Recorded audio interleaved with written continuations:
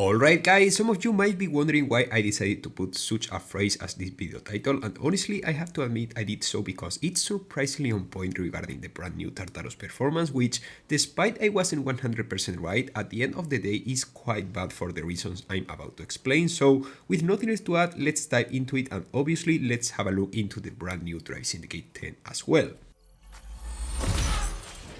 Okay, so let's begin with the milestones path, and here there are basically no changes. At this point, I think no one is expecting any changes regarding the milestones we can reach through this Drive Syndicate, so yeah, we have some blueprints of the cars required, we also have some emojis and whatnot, and at the end of the milestones path, the classic Tartarus key with 2 epic import parts, and that's really it.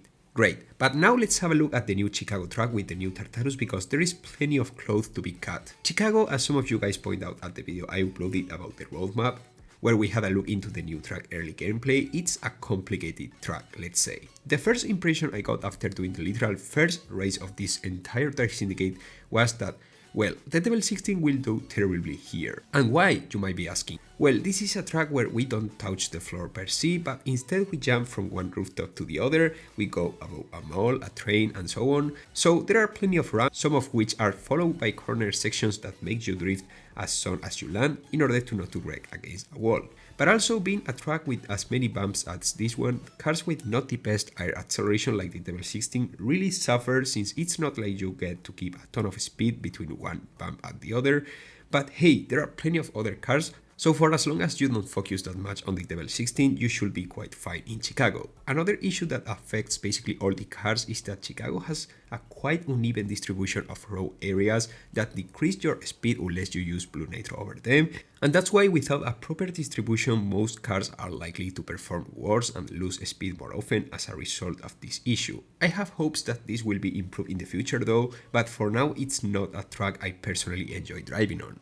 I would like to say it's beautiful, but just like I think Buenos Aires is one of the most beautiful tracks this game has, I think that Chicago is not that big of a deal in the way it looks, and that's it, I had to say it.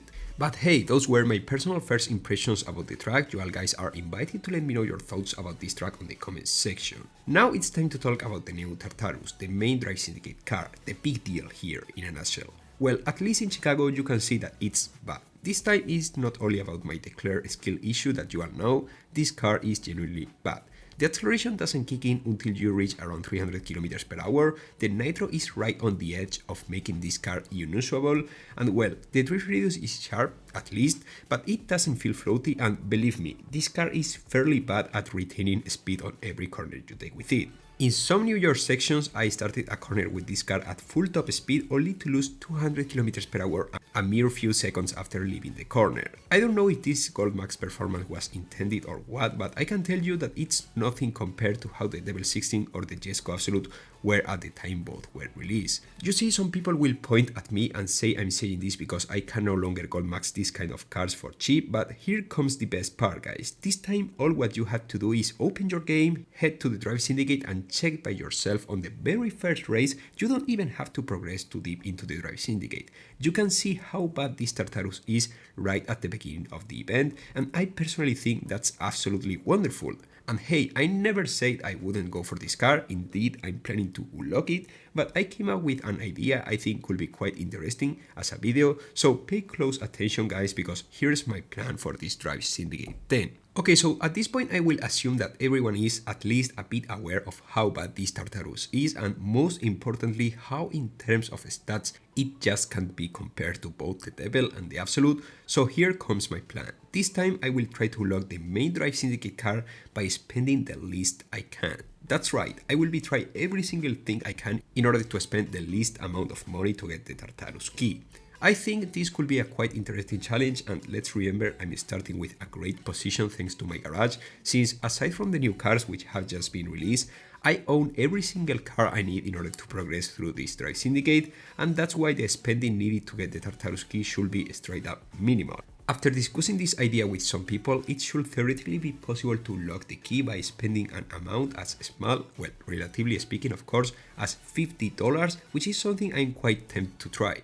I will be able to save up a ton of money from the Coin's SCC-850 chapter because I will be able to max it out from the blueprints the Drive Syndicate itself gives to me from the Milestone, so hopefully I will also be able to grab some nice Syndicate coins for free that I will be able to spend on the Tartarus upgrades required to move to the specific chapters. A key factor, however, is the amount of wildcards I own right now, which is not bad and which I hope will help me to push a bit my McLaren Sabre. So yeah, you see, in the general context, that's why I was saying this update was a bad one. There aren't great cars to look for aside from the D-Class IT, which is not a banger, yet it's somewhat useful, you see. The Chicago track is just not at the level of some of the tracks within this game have.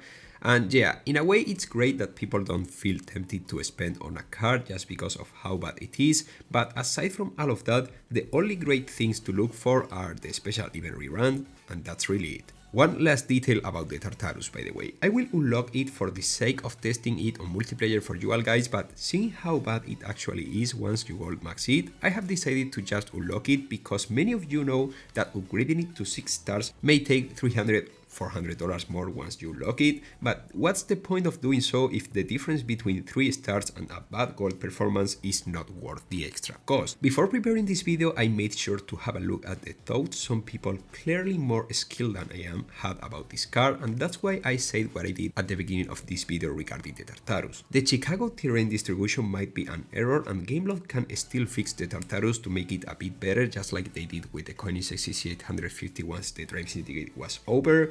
But as for now, the update is just not that good, and you can have your opinion just like I have mine, but in reality things are the way they are.